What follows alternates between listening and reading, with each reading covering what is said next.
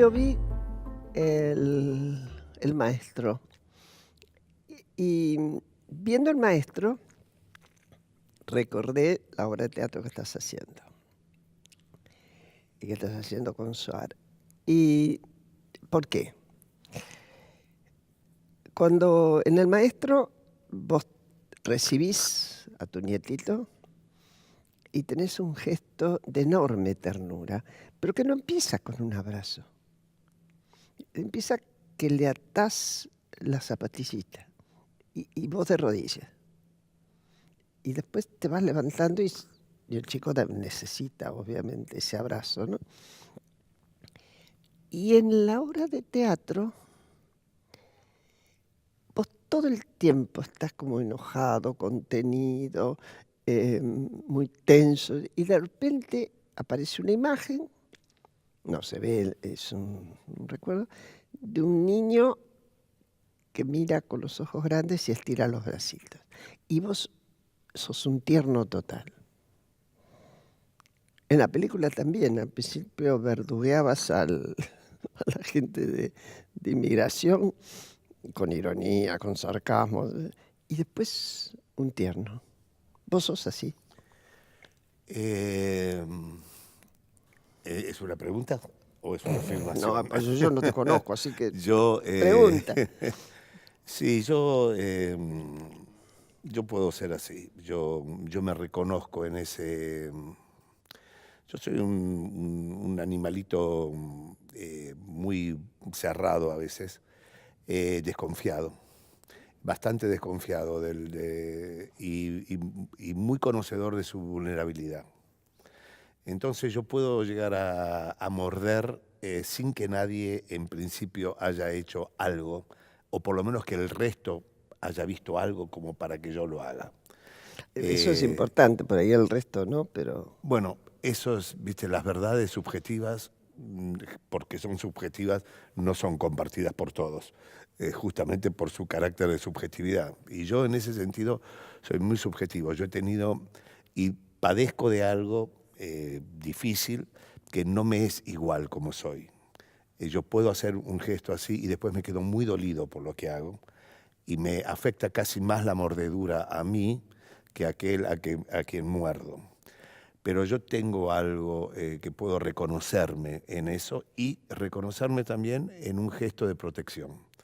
Para mí el cuidar a un otro eh, es la mejor manera de manifestar afecto.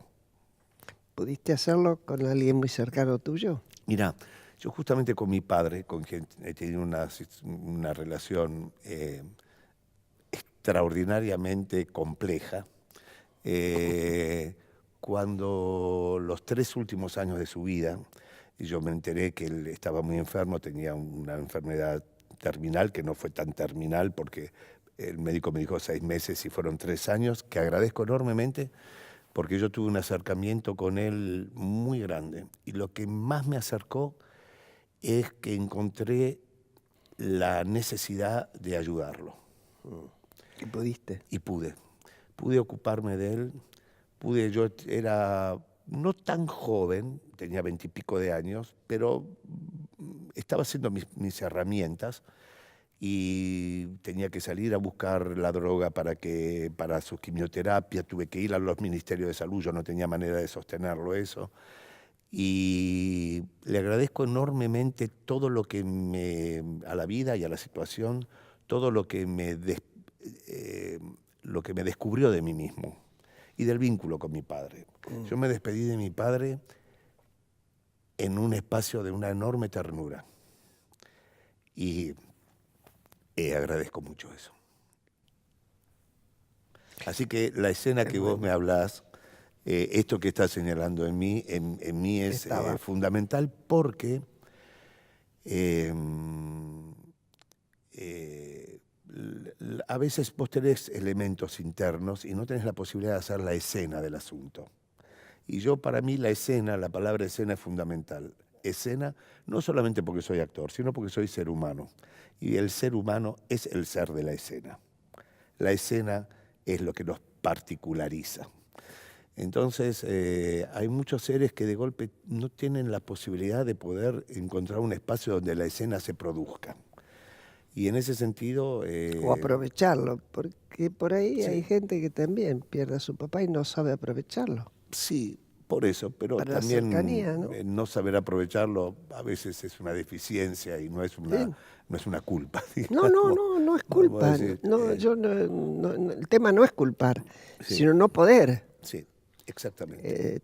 Uno tiene que tener ciertos recursos para poder, ¿no? Sí, sí, son cuestiones a veces que son azarosas. Y a veces es una pequeña puertita que se abre, es una palabra a veces, es un gesto que inaugura una posibilidad de que por ahí se escape y se filtre el asunto, ¿no? Por eso lo tuve. Vos me decías que cuando tu papá se enfermó y vos te hiciste cargo de que eso era terminal, aunque no tanto, te estabas construyendo con todas tus herramientas. Vos empezaste a los 15 años, 16 años 16, en el lift. en el lift. ¿Cómo fue eso? ¿Cómo llegaste ahí? Bueno, Porque no había sido antes al no, yo conservatorio, ¿no? no tenía relación con el arte, porque mi familia no es una familia que haya tenido relación con el arte, o por lo menos lo que uno entiende que es relacionarse, quiero corregirme, no con el arte, con la cultura, Con la que cultura. es diferente. Sí, sí. Porque el arte puede estar en cualquier espacio y no Así es. necesariamente en el cultural, Así ¿no? es. Pero yo estaba así, estaba en un campamento. Yo iba a una colonia judía, yo soy judío, y había unos campamentos para chicos judíos que hacíamos, era una especie de Boy Scout El judío. con acento, Boy Scout. Ya está. Y, y había una compañera mía, Susana se llamaba, y me dijo, ¿por qué no venís a hacer teatro a Lift? Y yo le dije, pero no sé qué hacen ahí. Y me dice, mira, por ejemplo, vos me ahorcás y yo me hago la muerta. Ah, Y bueno. yo le digo, a ver cómo es. Y jugamos así. Y dije, esto es extraordinario. Y digo, bueno, yo voy a ir a Lift. Y así empecé a ir. Vos sabés una cosa, Mm. yo tengo algo en la vida que es, yo vivía en Núñez, el Lift quedaba donde queda ahora, en Boulogne-sur-Mer, no Sí. sé dónde, por ahí. Yo de verdad era una persona con muchas dificultades económicas. No, yo no diría dificultades económicas.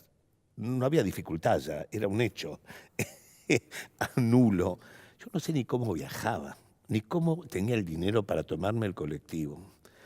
Yo no me acuerdo yo no me acuerdo cómo administré mis primeros años de vida, porque verdaderamente yo era una Fue un persona con mucha enorme, dificultad, mucho esfuerzo. pero un esfuerzo que no lo reconozco, reconozco el gusto de lo que hacía, más que el esfuerzo de lo que me daba. Es como si el esfuerzo, cuando yo era chico, hubiera pertenecido a la inconsciencia. Y Como una cierta inconsciencia del esfuerzo, que se produce casi inconsciencia por el gusto del objeto que se alcanza. Entonces es como parir de alguna manera, entonces, que sí, parece sí. ser que después la madre no se acuerda de nada, dicen, seguramente algunas deben decir, es lo que vos crees. No, vos sabés que cuando nació mi primera hija, María Alejandra, siempre, y yo vengo de una época en que parte de las charlas de las mujeres eran los partos. Parecía una competencia de ver quién la había pasado peor. Era como para meterte los pelos de punta, ¿no? Ya cuando fui, mi caso ya existía lo que se llamaba el parto sin dolor, que la respiración, el acompañamiento. Bueno, y la verdad que cuando nació María Alejandra, yo dije, ¿y esto era tanto trabajo? Yo me sentía que había tocado el cielo con las manos. Sí, sí. Era un placer tan grande. Inmediatamente dejé de registrar lo anterior. Ese. Inmediatamente, fue muy fuerte. Ahora, ¿cómo hice para sacarme? Supongo que, bueno, esto de pensar que uno estaba en otra, que era más moderno, sacarme de encima a la pálida que te habían metido. Claro, A ver quién competía que le iba peor. claro, porque a veces el dolor, cuanto más dolor se relaciona, tiene target. Sí. Es- A veces sí. ¿Según quiénes? No, pero a veces yo lo relaciono a mi trabajo también. Ujú. Eh, el esfuerzo es muy importante, Sí, sin lugar a dudas. Pero muchas cosas son producto del no esfuerzo. Si uno sabe qué hacer sin forzar, que también tiene su arte y su dificultad. te lleva tiempo, ¿eh? Lleva tiempo, pero también es bueno, a mí que me toca colaborar en la formación de algunos otros, de no, es muy importante el esfuerzo, pero a veces tiene un lugar en el estante de excesiva importancia, Ujú. porque parecería ser que aquel que no le cuesta no tiene valor. Ah, Y prefiero rever un poco esas cuestiones de valores, porque también produce resentimiento, claro. y falta de observación de cómo es que lo hace tan fácil. Y a veces parecería ser que eso es Deleznable. deleznable y no necesariamente lo es. Hay una, hay, sobre todo muchos orientales trabajan con la pincelada, donde uno de los temas tiene que ver con el no esforzar, el saber qué hay que hacer y qué hay que dejar que se haga, ¿no es así?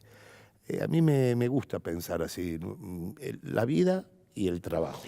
En Me va realidad, mejor en el trabajo que en la vida. cuando uno es maestro, el profesor le pasa eso.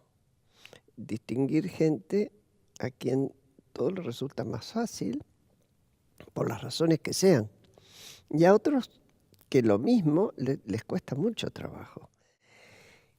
Y bueno, la relación cambia, para mi gusto, en el sentido de que uno tiene que estar más cerca de aquel que le cuesta más, sin abandonar al otro, pero sostener.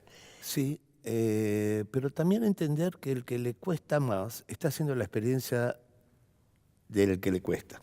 Mm. Y que es una experiencia también, ¿Eh? ¿no? Entonces, yo no sé por qué me acuerdo cuando yo tengo perros y tenía una perrita que tenía cría, y siempre había uno que le costaba llegar a la teta. Ah, sí. Y a mí yo decía que la naturaleza, yo no iba a aceptar que la naturaleza haga una cosa así. Y yo me ocupaba, no es así, de ir y sacar a otro y ponerlo a ese. Y en un momento dije, espera, espera, este chiquitín que no llegaba nunca, no sé cómo logró aprender, que fue el que se prendió a la teta y no la soltó nunca más.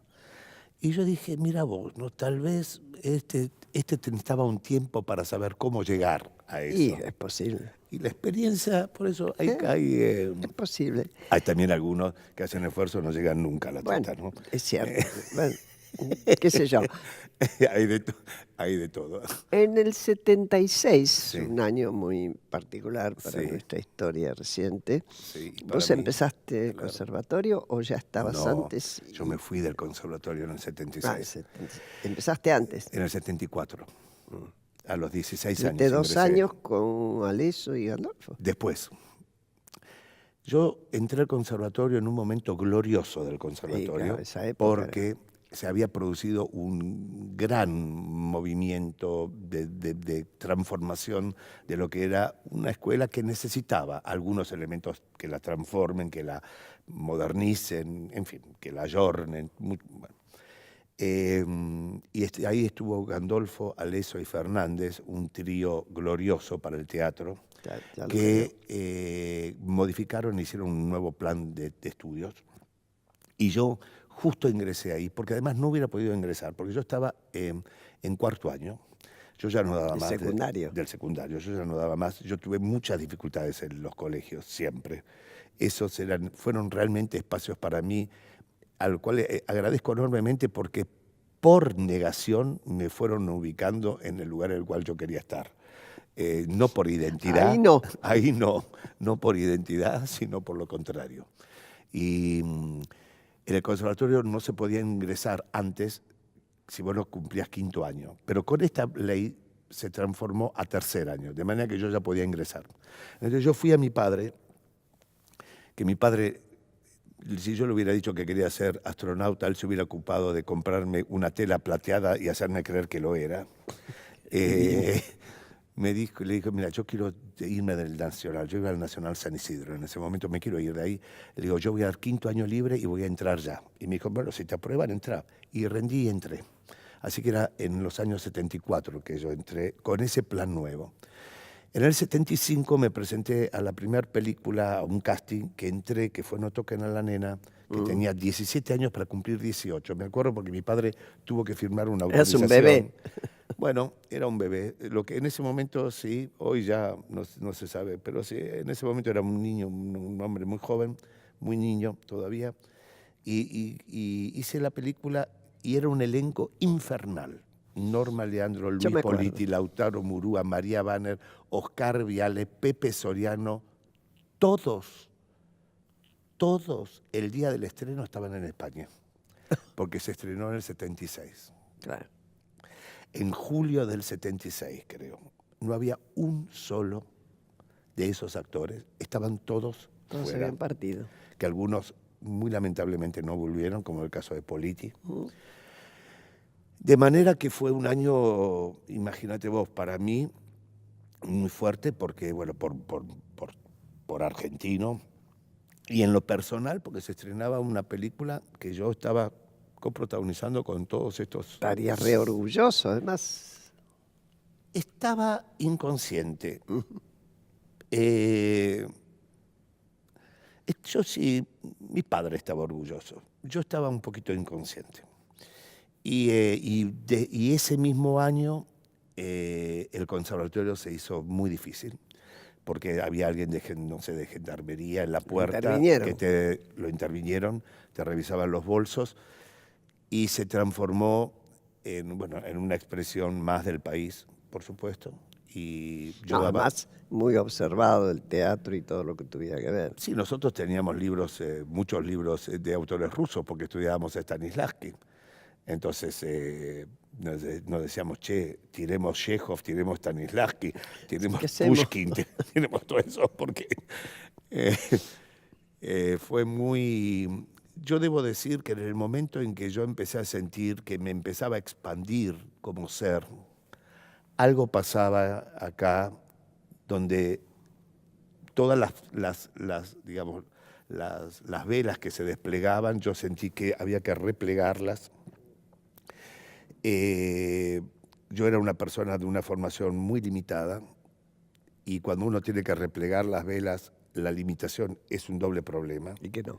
Porque no hay otro lugar de expansión, la mente no está expandida, el entendimiento no está expandido, el oficio no está expandido, de manera que fue como una invitación al vivir el conservatorio y rápidamente fue un repliegue muy importante. En muy poco tiempo. En muy poco tiempo, la persona que estaba cumpliendo, y ahí empecé a navegar como muchos, en muchas dificultades, decisiones, porque yo además no era una persona que tenía ideológicamente, no estaba ni formado, y yo tuve que tomar una decisión importante en ese momento, que es una pelea y es una disputa entre la política y el arte que no la inició la Argentina, No. sino que es si el arte es autónomo o no, si va a ser una secretaría de la política, que bueno, ya viene con Sartre, Camus, digamos, históricamente. Y yo tomé la decisión de que yo iba a unirme a la ideología de que el arte es autónomo. Menos mal. Bueno, no puedo decir menos mal, debo decir que pude desplegar un pensamiento en el interior de ahí y también entiendo los favores que se hacen. No, yo también, pero te digo menos mal porque era un momento muy duro donde podías sentirte tan incómodo como para tener que irte o tan achicado como para hacer cosas que no tenían todo el valor que uno quería darle.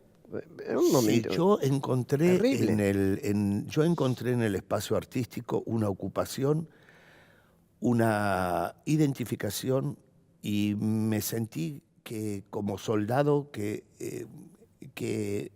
lejos de amilanarme o asustarme, me expandían. Y yo en ese momento tomé esa decisión y la sigo seguiste con teniendo hasta Aleso, el día ¿no? de la... ¿Seguiste con Aleso vos estudiando? Sí, seguí estudiando con Aleso, después Fernández no estaba en el país, después volvió Fernández y estudié con Fernández durante 17 años. Y bueno, fui formándome, y digo formándome porque yo esto lo digo mucho, pero porque lo pienso mucho, porque le doy una importancia muy grande al ser que se forma. Protagonismo absoluto, más que a los que forman. Los que forman son ayudantes fundamentales, pero la pulsión de necesidad de formarse es del individuo. Era mucho desafío. Y yo me gusta darle al individuo esa responsabilidad, más que al maestro de ser responsable de la formación. ¿Vos se la ponías al maestro o al estudiante la responsabilidad, o ambos? Porque vos después empezaste a enseñar. A mí, yo creo que el maestro tiene grandes responsabilidades, pero la responsabilidad del formarse, porque el que se está formando es el único que tiene la llave de su cocina. Él puede entrar. Vos le podés decir lo que quieras, pero si él no entra y no mezcla lo que vos le decís, está, en definitiva, sigue mirándote como si el cocinero fueses vos. Entonces yo les digo a la gente que intento colaborar en su formación, yo hay algo que no les puedo comunicar, y es el gusto de estar con ustedes, de cada cual consigo mismo. El interés que vos tengas para con vos, yo no te lo puedo comunicar. Apelás a Eso es un algo que esfuerzo. yo te lo deseo de corazón. Ojalá tengas interés por vos. Porque si tenés interés por vos, yo te aseguro que tenés una herramienta fundamental en la formación. El interés por tu persona, el estar interesado. Hay una cosa que vos decís en un capítulo del maestro cuando estás enseñando a los estudiantes, que obviamente mueven sus cuerpos sobre todo, que sí, pero la cabeza está en todo, aunque sea mover un pie, pero la cabeza. Sí, porque... Vos le das mucho a la cabeza. Y sí, porque el gobierno es algo... Somos seres que tenemos gobierno. Y no es que tenemos la dicha y la desdicha de ser conscientes y de poder operar sobre lo que nos gobierna. La vaca no puede hacer eso. No conozco ninguna vaca que haga me y las otras vacas le digan, pero che, ¿qué hiciste? Y una transgresión. Es más, No. a las que son cabeza de tropa le cuelgan en Suiza una campana, porque ni el mes. Exactamente. Nosotros tenemos esa falla que es lo que se dice, que nos sacaron del paraíso para que nos observemos y decidamos cosas. Me hiciste acordar a la obra donde yo te admiré y te digo, yo leí por ahí que tenés ganas de reponerla, si hay que hacer un listado de una convocatoria popular para que lo hagas, poneme a la cabeza. Bueno. Ay, yo soy mi propia mujer. ¿Cómo la disfruté? La vi 2 veces y la puedo ver una tercera. Sí. Me hiciste acordar porque ahí está mucho de lo que vos decís. Sí. ¿Trabajaste eso? Yo, ese fue un regalo que me trajo la vida muy grande. Yo soy mi propia mujer. Un riesgo muy grande, muy grande. Yo cuando le empecé a estudiar dije, ay, ¿qué es lo que me metí? Pero bueno, agradezco enormemente ese viaje, de ese espectáculo, de hacer ese travesti. Por lo que pasa es que ahí junté muchas cuestiones de mi vida. A ver. Mi padre era carpintero. Lustraba muebles Sí. también. Mi padre adquirió un oficio que ya pocos lo tienen, que es el que se llamaba lustrador de muñeca. Que vos le entregabas un mueble de estilo hecho pelota y te lo entregaba como perfecto, como si le hubieras inyectado Botox al mueble. Pero él, en lugar de Botox, utilizaba la muñeca. Y Muy esta obra... detallista. Muy detallista. Era, era, un, era un carpintero espantoso, pero era un ilustrador de muebles excelente. Y este personaje, la Charlotte von Malsdorf, que es este travesti alemán que atravesó la época nazi y la época del comunismo en Alemania, trasvestido, era un amante de los muebles, y justamente muebles de estilo. Nació en Berlín, mi padre es berlinés, y vivió a 4 cuadras de donde vivió mi padre. Wow. El idioma que yo aprendí, porque no lo aprendí, pero que escuché cuando era muy chiquito es el alemán, porque mi padre hablaba alemán con mi madre no era alemana, pero él hablaba alemán con mi madre, ella sabía el idioma, de manera que para mí el sonido del alemán es un sonido muy arrullador, es como un sonido muy familiar. Yo tuve la posibilidad de articular algo de ese tono, en fin, tuve una especie de viaje. Por eso te digo que a veces la vida te da unos regalos, que vos decís, gracias de donde yo pueda articular. Porque ¿cómo articulaba yo el tono de mi padre en alemán, en Núñez? Yo lo articulaba con vergüenza. Claro. Porque todos decían, ¿entendés? Chevrolet, y él decía Chevrolet. Entonces yo decía, Dios mío, por lo menos, ya que no lo podemos tener en el coche, saberlo pronunciar, por lo menos. Mínimo. Entonces, de golpe hacer un espectáculo donde todo lo que uno sentía en un punto vergüenza o discriminación o diferenciación, hacer de la diferencia una expresión y no un castigo, era muy importante y se debe agradecer. Y tengo un oficio que en ese sentido es muy generoso, porque generalmente los personajes del teatro son personajes que padecen por estar diferenciados en algo, para bien o para mal.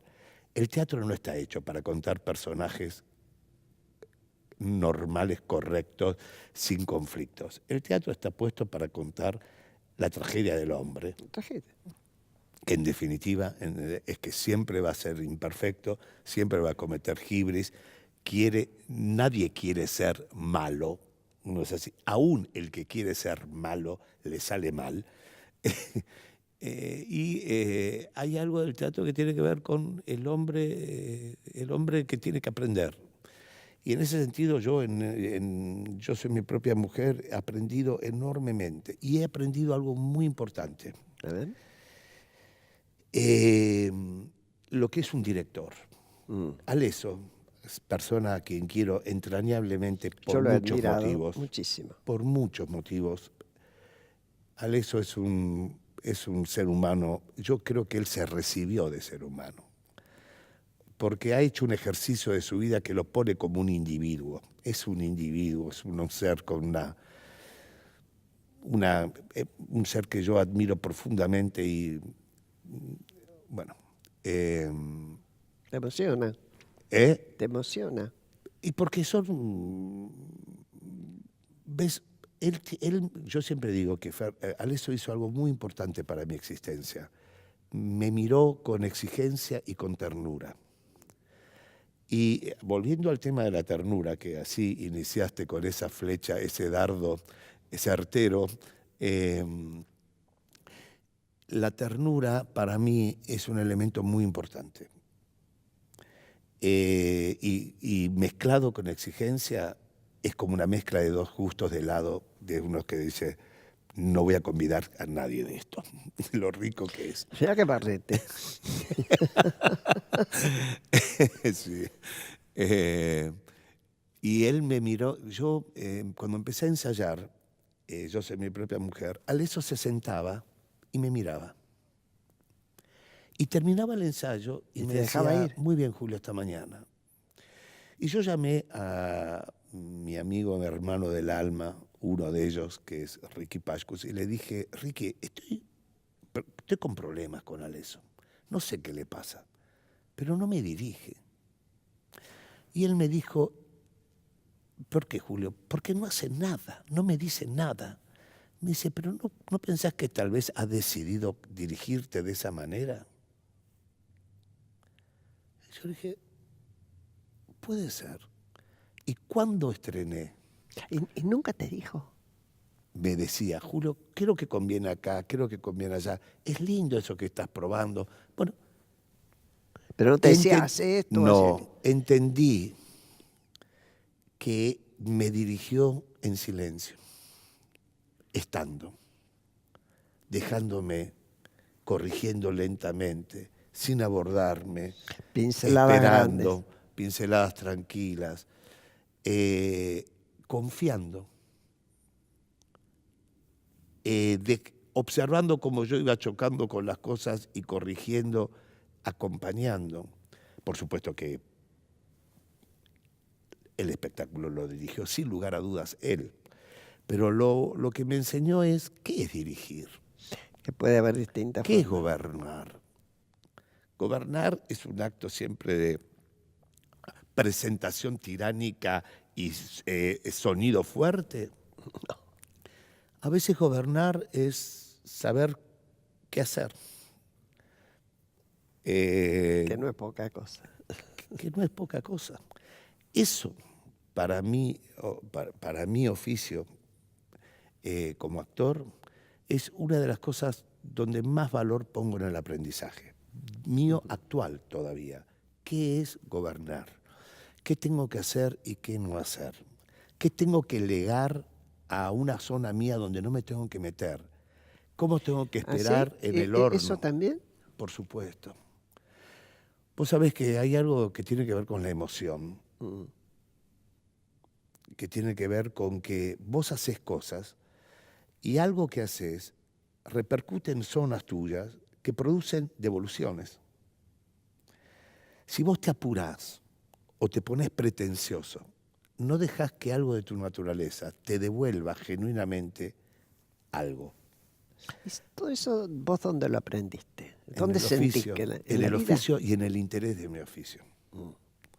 Por eso el interés, estar interesado, es fundamental.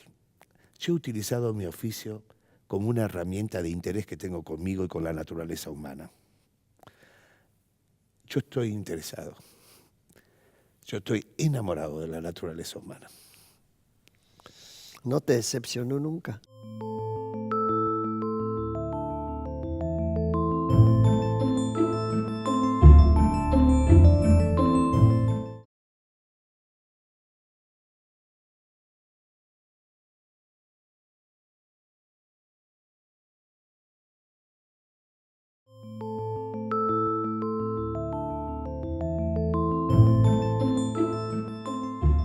Yo estoy enamorado de la naturaleza humana.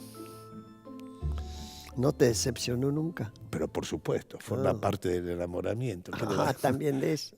Y sí, porque como actor no hay naturaleza que me sea ajena. No, me imagino. En ese Pero, sentido te entiendo. pero por supuesto, eso no significa que me gusta todo. No, no me gusta todo. Pero no estoy solamente para gustarme o no gustarme. Hay que hacer la experiencia también. Y yo prefiero, como advertencia, a no tachar los gustos que no me gustan de la heladería. Sigo con el helado. Creo que me voy de acá, me voy a comprar 1 kilo de helado, pero Vaya, eso lo anotamos entre tus pasiones. que no lo es. Pero si no, no me gusta el tachar, el retirar como manera de resolver. Es decir, se puede hacer. Que esté presente. No me gustan los polizontes, sino que esté presente el problema. Que esté presente lo que podemos llegar a hacer. Que esté presente lo que podríamos llegar a hacer, lo que hemos hecho y lo que podríamos volver a hacer. Que esté presente la complejidad que somos. El perro no está dominado. El perro sigue siendo perro. Sí. Y a veces aparece con toda Aparece su con algo calidad que de es lobo. producto de una falta de entendimiento de lo que en verdad es la naturaleza del animal. Entonces yo ahí como actor, hablo desde el punto de vista como actor, me produce interés aún todos los aspectos no gratos que tenemos. Y A vos te llamaron mucho para personajes fuertes, ¿no? El oso rojo, el puntero. Lo hiciste muy bien, los dos. gracias. Y no, No es una cuestión de agradecer, No, porque pero la verdad que entenderás no que lo no se puede escuchar disfrutó. un halago mirando los ojos así. Uno es un tonto. Es Si escucha un, un halago y hace así, pero por lo menos bajar la es un cabeza. disfrute. Está bien, pero se No, a mí, agradece. por ejemplo, el puntero, que me interesa mucho, incluso hoy, cómo se ha modificado ese rol y quienes han ocupado el lugar de los punteros tradicionales en los sectores donde tiene importancia, los sectores más humildes, donde hay menos Estado. Ujú. Eh, yo lo conocía mucho a Javier Aullero, Yo leí un libro de él. que has leído seguramente alguna. Sí. Te cuento una anécdota. Javier era muy jovencito, terminaban su carrera y escribieron un libro. Su papá, Carlos Aullero, fue quien me convocó a mí a la política partidaria. Y no viniendo yo del cristianismo ni nada de eso, yo era demócrata cristiano, escribió junto con una compañera todo un libro que era una tesis que demostraba que existiendo las mujeres que trabajaban bajo las órdenes, las manzaneras de Chiche Duhalde y del gobierno de Duhalde, eran invencibles. Y yo estaba disputando en esa provincia en el 97. Cuando yo vi el libro ese dije, uy, hijos, ¿qué hicieron? Me están diciendo que no vale la pena. Porque no era yo la que manejaba. Y después gané. Entonces yo les decía, chicos, ¿por qué no revisamos un poquito Claro, estas certezas? claro. Estas certezas que está pasando por otro lado, ¿no? Pero bueno, Javier y Jorge Osona y Rodrigo Sarazaga estudian muy bien ese tema, que hoy por hoy es un tema importante. Yo encaré el puntero por un lado muy diferente a como de golpe se puede llegar a imaginar. El programa y muchos, y lógicamente con certeza seguramente, van a un aspecto de revisión o de crítica acerca del rol del puntero, etcétera, etcétera. Está perfecto. Pero a mí yo lo encaré por otro lado a mi rol, sin evitar ese recorrido que era parte del recorrido y que es parte del recorrido de lo que es. Yo lo planteé como un caudillo. Yo le planteé a Adrián, le digo, mira Adrián, además de todo esto, yo quiero tener un entendimiento con este rol. Y el entendimiento yo lo voy a encarar por este lado. ¿Quién no se enamoró de alguna imagen patriótica cuando era chico? Yo me enamoré. Claro. Yo tenía mis próceres, me gustaba tenerlos, me emocionaba tenerlos. Y por más que se jodía en la fila mientras se cantaba San Martín, yo sabía que en ese momento estaba haciendo algo malo porque San Martín era San Martín. Para mí me lo armé así. Y en las figuritas del libro de Ibáñez o de Astolfi o de lo que te tocaba en ese momento, cuando yo miraba un prócer, yo me emocionaba. Porque es una figura arquetípica. Así es. Yo dije, ¿por qué mi puntero no va a haber establecido un vínculo emotivo con una imagen de la patria? Yo no quiero construir un ser que se despertó y dijo a la mañana, yo le quiero hacer daño a la patria. Yo quiero construir un ser que se despertó a la mañana y dijo, yo quiero hacerle un bien a la patria, y que cuando a la noche se acuesta dice, algo no hice bien. Pero que su intención Era fue hacerlo bien. ser un caudillo y producir él y ocupar el lugar afectivo que él estableció cuando pensó en patria, bandera y pueblo. Claro, muy paternalista. Bueno, pero en definitiva, Sí, sí. ¿cómo se construyen las tribus? Existe esa figura, es arquetípica, lo han tenido los griegos, han construido a su Zeus y a su gozo. Así es. Y entonces yo después pensé, este chorro hace cosas que voy a decir, Dios mío, pero él quiere de alguna manera lograr ser ese caudillo. Entonces, estratégicamente lo pensé así. A medida que él va perdiendo credibilidad como puntero, su único refugio es lo que lo llevó a ser puntero, que es esa imagen. A medida que él empieza a perder como puntero, empieza a aparecer en él el ideal, ese sueño utópico Sueño al utópico. cual no pudo llegar, y es ser un gaucho.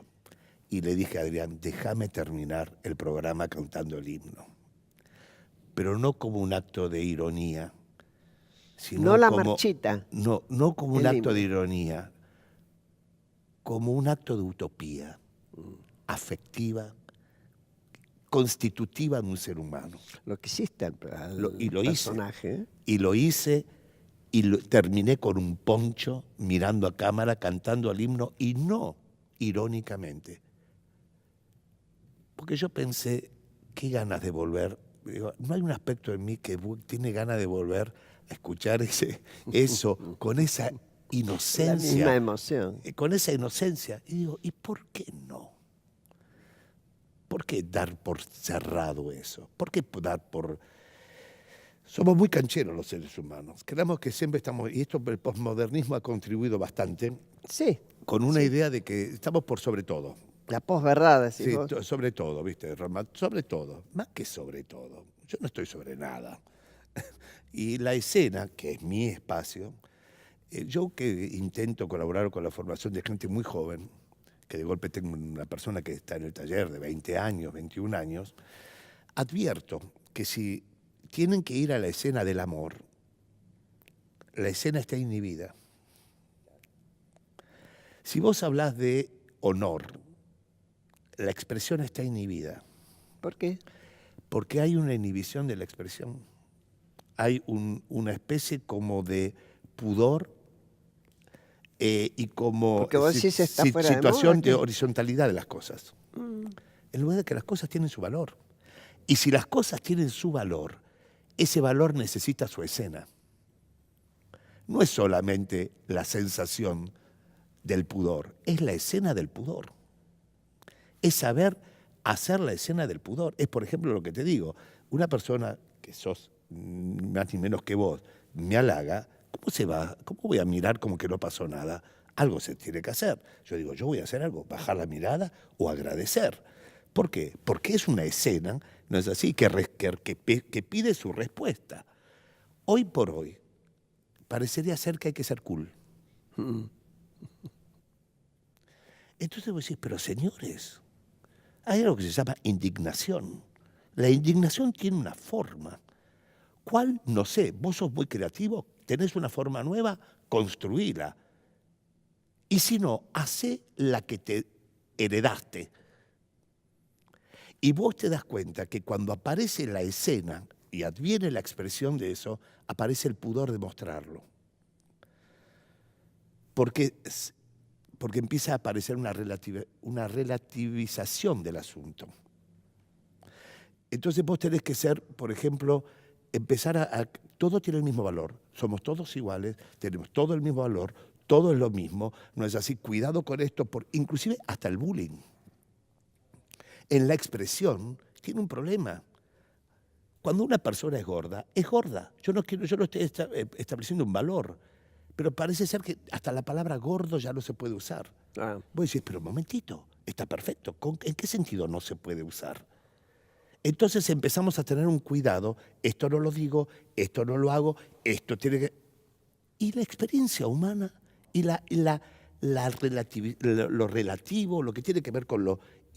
¿Dónde va a parar? Y como soy un hombre de escena, me es muy importante esos asuntos, porque en el momento de tener que actuar, el ser humano empieza a no ir en busca de esos elementos porque están un poco vedados. Fíjate vos, ¿no? En un momento en que aparentemente todo se puede,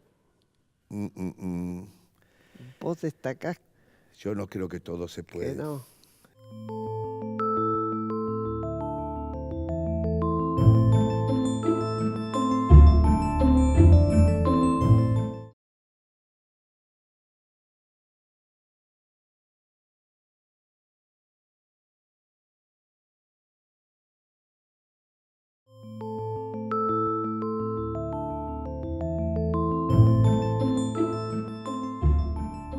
Fíjate vos, ¿no? En un momento en que aparentemente todo se puede, Mm, mm, mm.